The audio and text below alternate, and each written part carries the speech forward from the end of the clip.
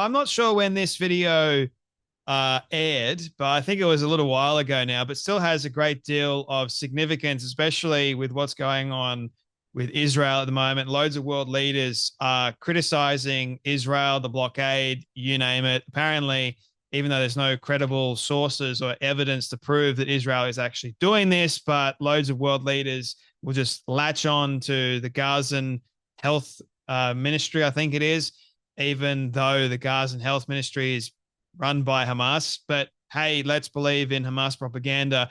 And the world leaders will jump up and down and yell and scream and go against Israel, because going against Israel is quite easy nowadays. Let's just do that, even though they're our only ally in the Middle East at the moment. But hey, it's so easy to do it. Trump seems to be still on the side of Israel. He wants all the wars to end. He's doing the very best that he can. But one man that I have found has been able to make a great deal of sense about what's going on in the Middle East at the moment, and you can actually use reason, rationale, and logic, and you can apply it to this case, is Victor David Hanson. If you don't know who Victor Davis Hanson is, you're missing out on someone that is very, very intelligent. He's a historian. He's a conservative commentator, and he just knows how to get a point across. And I think it was not that long ago, he was on Piers Morgan. And as we know, Piers Morgan has been running cover for the Islamists, and that's Dave Smith as well. You see a lot of Piers Morgan having Dave Smith on, and the lack of argument that Dave Smith actually has is quite an emotional one. But the reason, like, I would love to see this actually take place. I don't think it will happen, but I'd love to see Victor Davis Hanson do a debate with Dave Smith. I personally think that Victor Davis Hanson would wipe the floor with Dave Smith, but I think Victor David Hanson's time is a lot more valuable than having to debate the likes of a dingbat such as Dave Smith. Is highly emotional and highly strung. But there is a moment, okay, that I will show you where Victor Davis Hanson leaves Piers Morgan speechless, leaves him utterly silenced. And it's from this. Have a watch. In the United States, on campuses, when I see people protesting, and by the way, most of the protests started after October 7th, but before October 23rd or 4th, when Israel went into Gaza, there's an asymmetry that no one really explains. I mean, there's 1 million people in labor camps in China, Rwanda, and the Congo. It was one of the most bloody wars in the world. Turkey is illegally occupying Cyprus, still illegitimately, illegally, much more dramatically than even Gaza. The Kurds have been pretty much attacked. Armenia just was ethnically cleansed of 200,000 people by the Turkish forces. No one says a word. So I, as a historian, I always ask myself, why is everybody talking about this? And they should talk about, but they're not talking about what happened to Armenia. They're not talking about what happened to the Kurds. They're not talking about occupied Cyprus. They're not talking about any of this. And I don't know, I don't have an explanation other than Israel is very successful and Western, and people think that it's an easy target. It listens to its critics. It's a democracy. Or there's a lot of, I have been surprised how much anti-Semitism, and not just, I knew it was on the left, but it's also starting to emerge in the right-wing base. And that I hadn't seen that since the 1950s in the United States.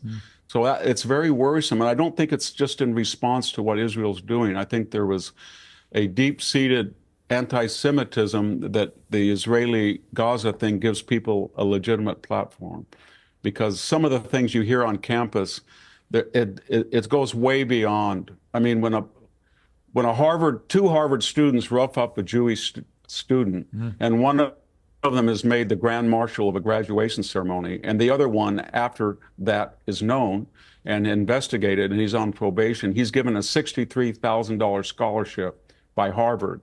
Something is very wrong in American higher education. Yeah. And I'll add on to all the other things that Victor David Hanson was alluding to.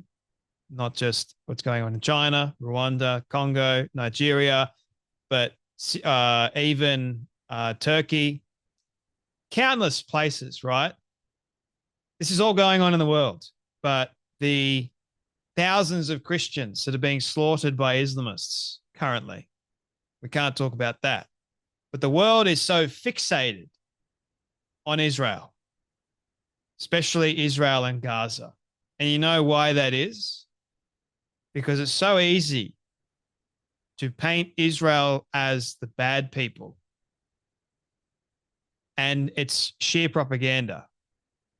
Hamas knew that they could use human shields, Palestinian people, they could use them, and they knew they had support all around the world because, you know, I can use a human shield, Israel will go in and they'll have no other choice.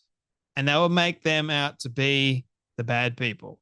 See, someone that is not thinking straight, is not actually looking at the situation properly. Sure, it is horrendous. We can all agree that it's horrendous. No one likes war. No one wants war. But why is it that the world is so fixated on one problem? Why are world leaders all going away, jumping up and down, yelling and screaming and saying that what Israel is doing is absolutely atrocious with their need to allow aid into the country? You know, the thing is, when you see photos of kids that are starving, look at the parents. See how the parents look. If you've got starving children, I wonder, why aren't the parents starving? Why are the kids starving? Now, I'm not saying that it's not happening, but I'm yet to see any credible evidence of the contrary. I'm yet to see anyone come out and start going, well, why aren't the parents skinny? Why are they fattened up? What's going on with that? So it's interesting when you look at propaganda, right? You look at what's being pushed at the forefront. And Piers Morgan, he's a propagandist. He loves to spread propaganda. Victor David Hanson, however, he's able to look at this main problem and go, why is the world, there's a great deal of asymmetry going on. Why in the world are so many people fixated on one problem, the Israel and Hamas conflict, and not what's going on in Cyprus? Turkey's illegally occupying Cyprus. Let's forget about that. That's not legit at all. Rwanda, Congo. What about the millions of people that are being displaced at the moment? What about all the massacres of Christians? What about all that?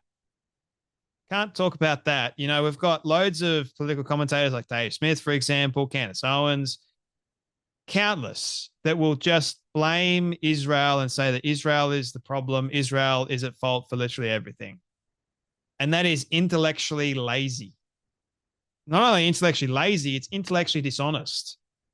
Just blame one country for all the problems of the world is nuts. And to have someone like Victor David Hanson, for example, who is a breath of fresh air, I'll have you know, go in, leave Piers Morgan absolutely stunned, silent. He doesn't even know how to respond, because what else is Piers going to respond with? Oh, but Israel is illegally occupying Gaza? No, that's a lie. What about Israel and the church? That was a huge lie. Shrapnel came from a tank. That sort of stuff happens. When you look at the entire story and the truth that actually comes out, Israel is not the bad person. Bad person here is Hamas. But so many people are running cover and they're becoming useful idiots. And they'll all go, oh, but what about the children? It's truly horrendous. Of course it's horrendous. But they blame Israel, not Hamas. And that amazes me. It really does amaze me. And the reason why I've been harping on it for quite some time is maybe people should start doing a little bit more intellectual, rational thinking rather than just believing in whatever they see. When you start asking proper questions like Victor Davis Hanson does, quite well, I might add, maybe you come away with the same perspective as he does. Stop running cover for Islamists. Actually realize that Israel is not your enemy here. And the real problem is still in power. Why haven't they released the hostages yet? Why do they keep rejecting ceasefire deals? You have the likes of Cenk, Tucker, Anna Kasparian. Why in the world is Tucker so interested in Anna Kasparian? The left, you've got the right, they're all against each other. It's kind of like the Churchill argument. First, they came for Churchill. The left and the right are now doing it, trying to change history. And I don't think Victor Davis Hanson, being a historian and a very good one at that, can stand for it. Because one thing I know about historians is they practice, well, the truth. You can't, you can try and change history all you want, but the truth still stands. It'll always stand. And when you apply reason, logic, and rationale to a situation, especially even though it's a complicated issue, you can still come away with the fact that Israel is not the bad person here. They're not. And no one can convince me that they are really the bad people. There may be a few bad faith individuals like there are with everything, but the entirety, I believe that they're trying to do the best they can with a very difficult situation. But you got to look at who started it and why aren't Hamas ending it? Because they can release the hostages. Anyway, that's enough from me, but you guys take care, be blessed, and I'll see you all in the next video.